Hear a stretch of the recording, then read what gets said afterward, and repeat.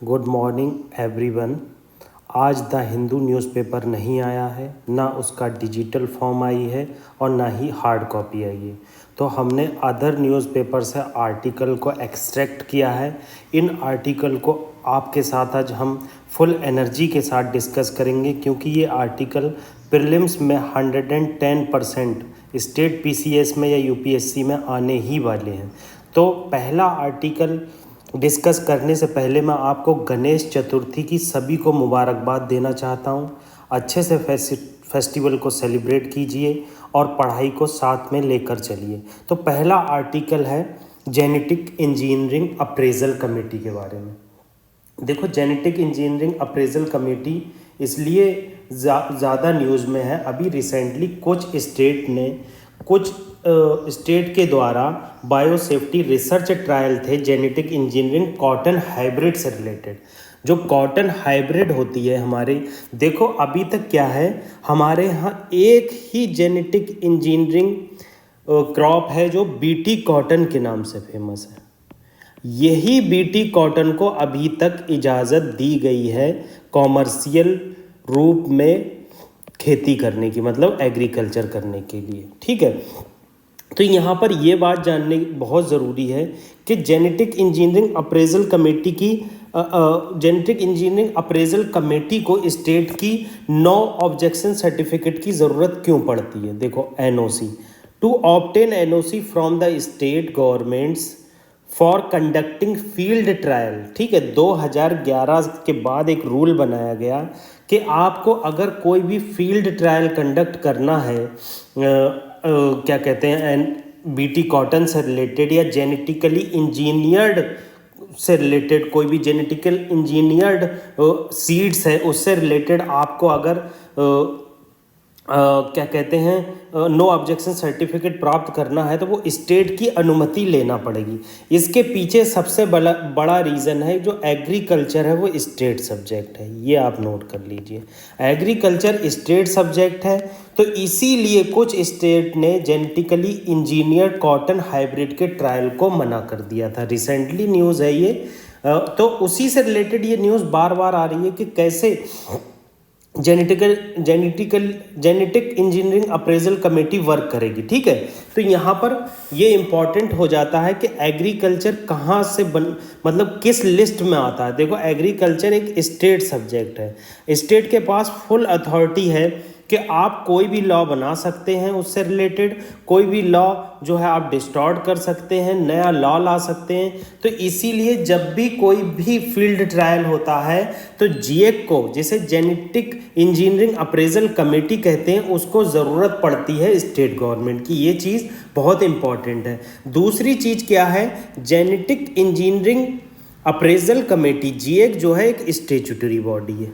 ये इम्पॉर्टेंट है, ये स्टेचुटरी बॉडी है और आती है अंडर एनवायरनमेंट प्रोटेक्शन एक्ट 1986 के अंदर। ठीक है, यही फील्ड ट्रायल कंडक्ट करती है और फील्ड ट्रायल कंडक्ट करने के बाद उस ऑर्गेनिज्म को एनवायरनमेंट में इंट्रोड्यूस करना चाहिए, एग्रीकल्चर में इंट्रोड्यूस करना चाहिए या नहीं करना चाहिए, ये डिपेंड करता है इसी कमेटी के ऊपर। और इस कमेटी के बाद ministry of environment forest and climate change, ministry of environment forest and climate change final approval देती है। तो यहाँ पर ये चीज़ इंपॉर्टेंट हो जाती है। ये बॉडी कैसी है, तो ये एक स्टेचुटरी बॉडी है जो अपनी अथॉरिटी एनवायरनमेंट प्रोटेक्शन एक्ट 1986 से ड्राइव करती है। ठीक है, अभी तक कॉमर्शियल रूप पर जो बीटी कॉटन है वही कॉमर्शियल रूप पर उगाई जाती है, उसी को अप्रूवल मिला है। बीटी ब्रिंजल का बहुत ज़्यादा चर्चा हुई थी, ना उसे अप्रूव मिला है ना सरसों को अप्रूव मिला है, क्योंकि हम मैक्सिमम ऑयल इंपोर्ट करते हैं। तो इंपोर्ट करने की वजह से क्या होता है, हमारा बिल बहुत आता है और हमारे खर्चे बहुत आते हैं, उससे हमें फाइनेंशियल लॉसेस होता है। ठीक है, तो इसीलिए अभी अदर सेक्टर में इसकी मांग हो रही है, मगर अपोजिशन के द्वारा इसके हार्मफुल इफेक्ट को दिखाया जा रहा है, क्योंकि लॉन्ग टर्म में इससे कैंसरस इफेक्ट की संभावना है। अभी ऐसा कोई प्रूफ नहीं है, क्योंकि अमेरिका में मैक्सिमम बीटी चीज़ें ही यूज़ होती हैं जो जेनेटिकली इंजीनियर्ड होती हैं। देखो यहाँ पर एक चीज़ हमने नहीं समझी, जेनेटिकली इंजीनियर्ड वर्ड का क्या मतलब है। देखो कोई चीज़ होती है जैसे सीड है, ये मान लो सीड है गेहूं का, इसमें क्या होता है कि जब इसको फील्ड में लगाया जाता है तो मान लो एक बीमारी है जो इसको लग जाती है। बीमारी का नाम देखो क्या है, वुल वॉर्म इंसेक्ट। मतलब ये कॉटन का सीड है, इसको एक इंसेक्ट ऑलवेज इन्फेक्ट करता है, बुल वॉर्म इंसेक्ट। क्या नाम है, बुल वॉर्म इंसेक्ट। अब इस इंसेक्ट को बचाने के लिए क्या होगा, इसकी जो इम्यून पावर है, इस इम्यून पावर को इसमें इंट्रोड्यूस किया जाएगा इस बीज में।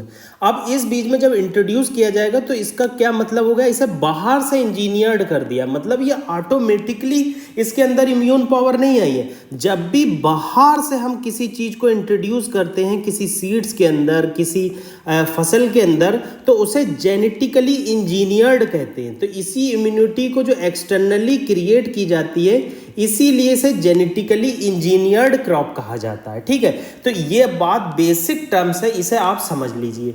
अब दूसरी इंपॉर्टेंट चीज़ जो यूपीएससी के द्वारा पूछा जा सकता है मेरे हिसाब से, वो चीज़ है ये कि इसको चेयर्ड कौन करता है। ये चीज़ मेरे लिए इंपॉर्टेंट है क्योंकि यूपीएससी बहुत ट्रिकी होता जा रहा है, बहुत डाइसी होता जा रहा है। तो इसको चेयर्ड करता है सेक्रेटरी। ये एडिशनल सेक्रेटरी हो सकते हैं, ठीक है, और मे बी स्पेशल सेक्रेटरी हो सकते हैं। तो ये ministry of environment, forest and climate change के सेक्रेटरी से हेड करते हैं। तो ये चीज़ हमने जानी कि आज के आर्टिकल में क्या जीएक की क्या इंपॉर्टेंस है, इसका हेडक्वार्टर कहाँ पर है, एनओसी क्या होता है, क्या ये स्टेचुटरी बॉडी है, एग्रीकल्चर स्टेट सब्जेक्ट है, एनवायरनमेंट प्रोटेक्शन एक्ट का क्या रोल है, ये सब चीज़ें हमने जाना। और कैसे किसी भी सीड्स को जेनेटिकली इंजीनियर्ड कर दिया जाता है, बाहर से इम्यूनिटी इंट्रोड्यूस की जाती है, इसलिए इसे जेनेटिकली इंजीनियर्ड कहते हैं।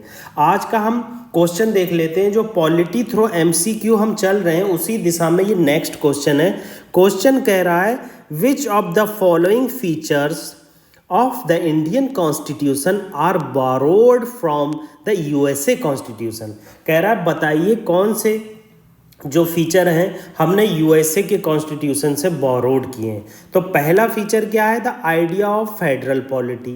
दूसरा क्या है, रिटन कॉन्स्टिट्यूशन। तीसरा क्या है, idea of rule of law. और चौथा क्या है, फंडामेंटल राइट। इसमें से देखो कितना मतलब ऐसे ऑप्शन आते हैं, ये रियल क्वेश्चन ये है। ऑप्शन क्या है, only 1 correct, only 2 correct, only 3 correct. तो इसमें से ऊपर से आपको बताना है कौन कौन सा करेक्ट है। देखो फंडामेंटल राइट हमने पता ये यूएसए से लिया है, तो एक तो ये करेक्ट हो गया। रूल ऑफ लॉ हमें पता है कि हमने इसे यूके के कॉन्स्टिट्यूशन से लिया है, तो ये यूएसए से नहीं लिया, तो ये गलत हो गया। रिटन कॉन्स्टिट्यूशन यूके का तो होता ही नहीं है, तो ये तो सही हो गया, ये यूएसए का हो गया। तो 2 सही हो गए यहाँ पर, 1 और ये 2। और आइडिया ऑफ फेडरल पॉलिटी हमने कनाडा से लिया, ठीक है, तो ये भी गलत हो गया। तो 2 ऑप्शन सही है, तो बी करेक्ट हो गया, ठीक है, ओनली बी करेक्ट, ठीक है। सॉल्यूशन देखो बी है। जस्टिफिकेशन देख लेते हैं, बहुत इंपॉर्टेंट जस्टिफिकेशन है। आप इसे रोज़ रोज़ कहीं चिपका लीजिए या फिर कहीं पर बार बार देखिए, मोबाइल में रिमाइंडर लगा लीजिए। देखो आइडिया ऑफ फेडरल पॉलिटी हमने कनाडा से बोरोड किया है। और रूल ऑफ लॉ तो सबको पता है कि इंग्लैंड जब इंडिया को इंग्लैंड ने कॉलोनी बनाया था तो उसके बाद रूल ऑफ लॉ का कॉन्सेप्ट लाया था। यूके कंट्री से हमने क्या क्या लिया है, देखो एक है गवर्नमेंट ऑफ इंडिया एक्ट 1935, उसके अलग फीचर है, मगर जो यूके से लिया है वो अलग फीचर है, ठीक है। तो यूके से हमने नॉमिनल हेड लिया है, मतलब प्रेसिडेंट की पोस्ट एज अ नॉमिनी होगी, मतलब कोई उसका एक्टिव पॉलिटिक्स नहीं होगी, नॉमिनल हेड है।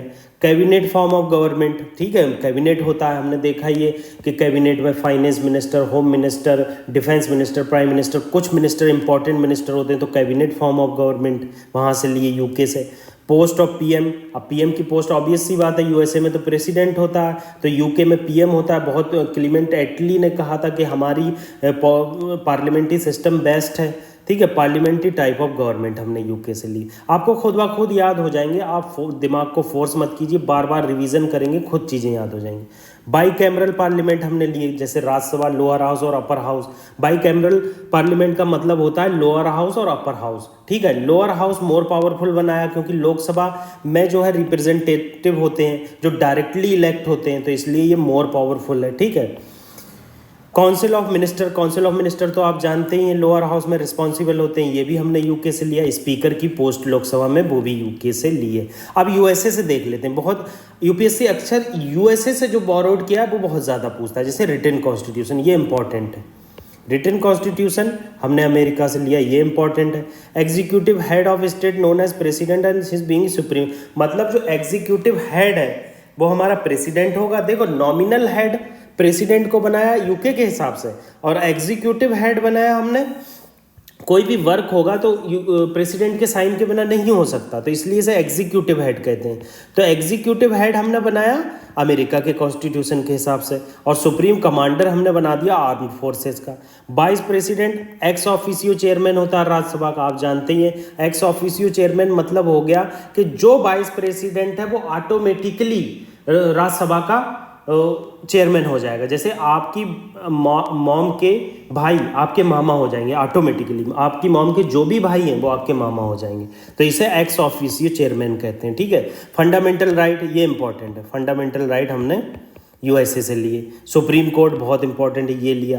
प्रोविज़न ऑफ स्टेट लिए। इंडिपेंडेंट जुडिशरी, ये इंपॉर्टेंट है, ये हमने जो है यूएसए से लिया। प्रीएम्बल हमने जो है यूएसए से लिया, और रिमूवल ऑफ सुप्रीम कोर्ट और हाई कोर्ट जजेस ये यूएसए से लिया। तो ये कुछ चीज़ें इंपॉर्टेंट थी, आप डेली रिवीजन करेंगे, बिल्कुल मत घबराइए, आपको सब चीज़ याद हो जाएगी। तो हम अगला आर्टिकल डिस्कस कर लेते हैं इसी दिशा में। देखिए इस आर्टिकल को, ये आर्टिकल है। अब ये देखिए क्या हुआ है कि एक न्यू डेटा प्लेटफॉर्म लॉन्च किया गया है यूनाइटेड नेशन एनवायरनमेंट प्रोग्राम के द्वारा। डेटा प्लेटफॉर्म का नाम है मरीन सैंड वॉच। मतलब क्या होता है, बहुत सारे सी में बहुत ज़्यादा मैक्सिमम स्केल पर सैंड का एक्सट्रैक्शन होता है, ठीक है। इस एक्सट्रैक्शन को मतलब डेटा की फॉर्म में कंप्लीट करने के लिए कितना ज़्यादा एक्सट्रैक्शन होता है, इसके इन्वायरमेंट और मरीन लॉसेस क्या होते हैं, हमारे क्लाइमेट पर कैसे इम्पैक्ट पड़ता है, तो इसीलिए ये प्लेटफॉर्म लॉन्च किया गया ताकि अलग अलग कंट्री इस प्लेटफॉर्म का यूज़ कर सकें और सैंड की एक्सट्रैक्शन पर रोक लगा सकें, ठीक है। तो यहाँ पर क्या बताया गया है कि severe threat to marine ecosystem and coastal community, ठीक है, मैंने आपको बताई है। तो रिमूवल ऑफ सैंड क्या होता है, इससे इस ऐप के थ्रू हम पता लगाते हैं जो सैंड का रिमूव हो रहा है सी बेड में और कोस्टल जोन में, जो हम कंस्ट्रक्शन में यूज़ कर रहे हैं, लैंड रिक्लेमेशन कर रहे हैं। मतलब क्या करते हैं लोग, लैंड रिक्लेमेशन का मतलब होता है कि आप सैंड को एक्सट्रैक्ट करके कुछ लैंड को कब्जा कर लेते हैं, बीच नरिशमेंट करते हैं लोग, माइनिंग करते हैं, ठीक है। तो ये है marine sand watch. Marine sand watch एक डेटा कलेक्टिंग प्लेटफॉर्म है जो यूनाइटेड नेशन एनवायरनमेंट प्रोग्राम के द्वारा लॉन्च किया गया है, ठीक है। ये सेंटर ऑफ एनालिटिक्स है, मतलब एनालाइज करेगा कि मरीन पे क्या इफेक्ट पड़ेंगे, एनवायरनमेंट पे क्या इफेक्ट पड़ेंगे, कंट्री की इकोनॉमी पे क्या इफेक्ट पड़ेंगे, ठीक है। ट्रैक करेगा कि ड्रेजिंग मतलब रिमूवल कैसे हो रहा है सैंड का, किले का, ग्रेवल का, ठीक है। और ये एक्सक्लूसिव इकोनॉमिक जोन हम जानते ही हैं, जो हमारी बेसलाइन होती है उस बेसलाइन से 200 नॉटिकल माइल्स तक जो बाउंड्री होती है सी में, मान लो ये बेस लाइन है और यहाँ पर पूरा सी है ये ऐसे, तो ये जो 200 नॉटिकल माइल है, नॉटिकल माइल कुछ किलोमीटर के बराबर होता है, एक नॉटिकल माइल आपको बता दूंगा मैं, नॉटिकल माइल, तो ठीक है। तो ये नॉटिकल माइल जो होता है 200 नॉटिकल माइल तक एक्सक्लूसिव इकोनॉमिक जोन होता है। इस एक्सक्लूसिव इकोनॉमिक जोन में बहुत ज़्यादा सैंड की एक्सट्रैक्शन होती है और इस एक्सट्रैक्शन की वजह से हमारे एनवायरनमेंट को बहुत ज़्यादा लॉस झेलना पड़ता है। तो पहला एनवायरनमेंट लॉस क्या है, टर्बिडिटी ऑफ वाटर, मतलब वाटर क्लाउडी जैसा हो जाता है। क्लाउडी का मतलब वाटर जो है बिल्कुल भी ट्रांसपेरेंट नहीं हो पाता है, उसके अंदर क्लियरिटी नहीं आ पाती है, जिससे हमारे एक्वेटिक इकोसिस्टम पर इफेक्ट पड़ता है। न्यूट्रिशन अल्ट्रेशन, भाई जब बहुत ज़्यादा एक्सट्रैक्शन होगा तो ऑब्वियस सी बात है जो पानी फिल्टर होकर ज़मीन में जाता है उसके न्यूट्रिशन पर इफेक्ट पड़ेगा, तो हार्म करता है मरीन फ्लोरा एंड फाउना को। नॉइज़ पॉल्यूशन तो करता ही करता है, जब हम इसे एक्सट्रैक्ट करते हैं तो बहुत ज़्यादा नॉइज़ पॉल्यूशन करता है। अब सैंड माइनिंग किस एक्ट के अंदर आती है? देखो हमारे यहाँ माइंस एंड मिनरल्स एक्ट है 1957 का। तो ये जो माइनर मिनरल्स होते हैं ये बहुत इंपॉर्टेंट है, याद कर लेना आप। ये बहुत ज़्यादा यूपीएससी के द्वारा एक क्वेश्चन इसमें पूछा गया था कुछ, मतलब देखो मेजर मिनरल्स कौन कौन से होते हैं, जैसे न्यूक्लियर हो गया, न्यूक्लियर प्रोडक्ट हो गए, कोल हो गया, आयरन हो गया, ये सब मेजर मिनरल हैं, ये सेंट्रल गवर्नमेंट के हक में आते हैं, सेंट्रल गवर्नमेंट इसे एक्सट्रैक्ट करती। मगर माइनर मिनरल क्या हो गया, किले हो गया, रेता हो गया, छोटे छोटे मिनरल हो गए, ठीक है। तो ये सब चीज़ें जो है माइनर मिनरल के अंदर आती हैं, इसे सेंट्रल गवर्नमेंट स्टेट गवर्नमेंट की अप्रूवल चाहिए होती, ठीक है। तो ये चीज़ हमने देखा कि कोस्ट में कैसे जो होता है ये चीज़ आप जान लीजिए, ये इंपॉर्टेंट है। बाकी सब वही बात बताई गई है कि ministry of environment forest and climate change ने एक सस्टेनेबल सैंड माइनिंग पॉलिसी बनाई है, जिसमें सस्टेनेबल रूप से हम सैंड को माइन कर सकते हैं। इसमें इंपॉर्टेंट ये हो जाता है कि आप जो एक्सट्रैक्ट कर रहे हैं इससे वाटर को किस तरह लॉस पहुंचेगा। अब एक इंटरनेशनल सीवेड अथॉरिटी है, ये international seabed authority United Nation convention on the law of sea पर वर्क करती है, ठीक है। 1982 में ये बनाई गई। ये आपको डीप सी माइनिंग को रेगुलेट करती है और explore in the international water, मतलब इंटरनेशनल वाटर में एक्सप्लोरेशन करना है। मान लो ये हमारा इंडिया है, ठीक है, और ये इंटरनेशनल वाटर है, ये 200 नॉटिकल माइल होगा, इसके बाद इंटरनेशनल वाटर है। अब आपको यहाँ पर पॉली मेटेलिक नोड्यूल एक्सट्रैक्ट करना है, गवर्नमेंट को अप्रूवल मिला है यहाँ पर, तो ये अप्रूवल इंटरनेशनल सीवेड अथॉरिटी के द्वारा दी जाएगा। तो हमें यहाँ पर ये क्या याद रखना है कि इंटरनेशनल सीवेड अथॉरिटी एक इंटर गवर्नमेंटल ऑर्गेनाइजेशन है जो रेगुलेट करती है डीप सी माइनिंग को और इंटरनेशनल वाटर के एक्सट्रैक्शन को, एक्सप्लोरेशन को। और इंटरनेशनल सीवेड अथॉरिटी 1982 में स्टेबलाइज की गई थी, 1982 में स्टेबलाइज की गई थी, और United Nation convention of law of sea के द्वारा इसको बनाया गया था, ठीक है। तो अगला आर्टिकल हम देख लेते हैं। अगला आर्टिकल फिलीपीन से रिलेटेड है। साउथ चाइना सी में क्या हुआ है, साउथ चाइना सी में चाइना की वजह से बहुत ज़्यादा कन्फ्लिक्ट एराइज हो रहा है, तो हमारे लिए साउथ चाइना सी बहुत ज़्यादा इंपॉर्टेंट हो जाता है। तो साउथ चाइना सी के बारे में हम देख लेते हैं। देखो साउथ चाइना सी के साथ साथ ये लाल कलर की जो बाउंड्री मिल रही है, ये देखो, इसी को 9 डैश लाइन कहा जाता है। यहाँ पर तो बहुत सारे डैश बने हुए हैं, मगर जब भी ज़रूरत होगी तो ये 9 डैश लाइन इसे हम बोलेंगे, और ये 9 डैश लाइन चाइना के द्वारा बनाई गई है। इस लाइन का मतलब है कि चाइना कहना चाहता है जो इसके अंदर टेरिटरी आती हैं वो मतलब हमारे एंशिएंट से रिलेट करती हैं, और वो चाइना का उस पर डोमिनेंस है।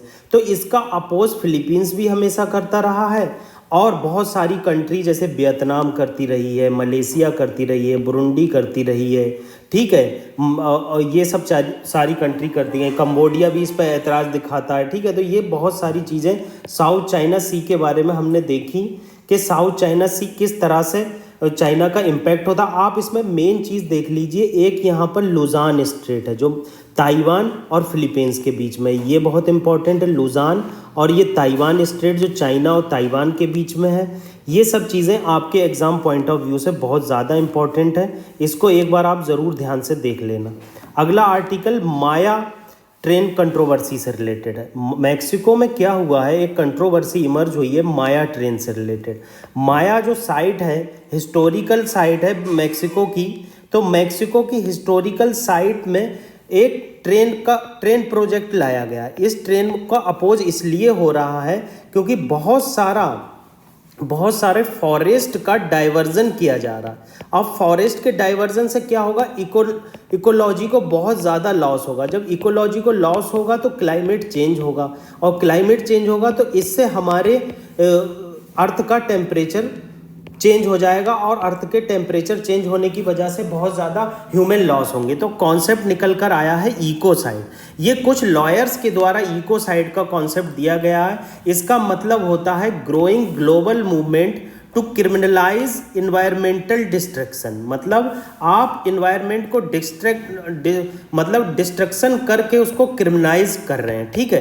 तो यही बात बताई गई है जो मैक्सिको में माया ट्रेन प्रोजेक्ट है, इसको ख़त्म करने के लिए और इसको कैसे इकोसाइड के द्वारा इन्वायरमेंट इम्पैक्ट किया जा रहा है, इसको हमें ज़्यादा से ज़्यादा अपोज करना चाहिए। यही लॉयर्स के द्वारा, बहुत सारे लॉयर्स के द्वारा कहा जा रहा है। तो ये चीज़ हमारे लिए इम्पॉर्टेंट हो जाती है कि अभी ये अनलॉफुल कंट्री के द्वारा नहीं माना गया है, मतलब ये एक कॉन्सेप्ट इमर्ज होकर आ रहा है। इस कॉन्सेप्ट में क्या है कि जो अनलॉफुल एक्टिविटी हैं, जो यूनिवर्सली लोगों को नुकसान पहुंचा रही हैं, उसको ये ध्यान में रखते हुए बनाया गया। देखो लिखा, अनलॉफुल और reckless action carried out with the awareness that there exist a substantial probability of causing severe and either extensive और इंड्यूरिंग हार्म टू इन्वायरमेंट, ठीक है। तो ये इन्वायरमेंट को बहुत ज़्यादा हार्म पहुंचाएगा, इसलिए इसका ज़्यादा अपोज हो रहा है। तो आज हमने बहुत इंपॉर्टेंट आर्टिकल डिस्कस किए, इकोसाइड के बारे में जाना, जीएफ के बारे में जाना, फिलीपींस के साउथ चाइना सी के बारे में जाना, उसकी लोकेशन को हमने देखा। तो ये सब चीज़ें हमारे लिए बहुत ज़्यादा इंपॉर्टेंट हो जाती हैं। आप हमारे चैनल को ज़्यादा से ज़्यादा सब्सक्राइब कीजिए, लाइक कीजिए। हम इन आर्टिकल को बनाने में बहुत मेहनत करते हैं और अभी हमारा चैनल मतलब न्यू शुरुआत की है, तो आपके हेल्प की हमें बहुत ज़्यादा ज़रूरत है। Thank you very much.